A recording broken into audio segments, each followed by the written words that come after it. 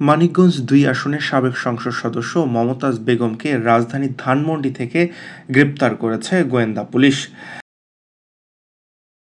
সোমবার রাতে এক বার্তায় তাকে গ্রেপ্তারের তথ্য দিয়েছেন ঢাকা মহানগর পুলিশের ডিএমপির গণমাধ্যম ও জনসংযোগ বিভাগের উপকমিশনার মোহাম্মদ তালেবুর রহমান।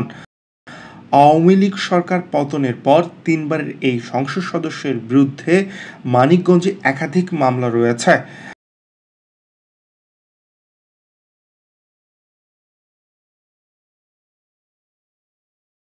লোকসঙ্গীতে প্রতিষ্ঠিত শিল্পী মমতাজ আওয়ামী লীগের মনোনয়নে ২০০৮ সালের নবম জাতীয় সংসদ সদস্য হন।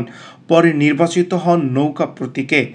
তবে দ্বাদশ সংসদ নির্বাচনে স্বতন্ত্র প্রার্থী হিসাবে দাঁড়ানোয় এক আওয়ামী লীগ নেতার কাছে হেরে যান তিনি। আওয়ামী লীগ সরকার পতনের পর আন্দোলনে প্রাণহানির ঘটনা করা একাধিক মামলায় আসামির তালিকায় রয়েছে তার নাম। তবে সুনির্দিষ্ট কোনো মামলায় তাকে গ্রেপ্তার করা হয়েছে তা তাৎক্ষণিক জানায়নি উপকমিশনার মোহাম্মদ তালেবুর রহমান।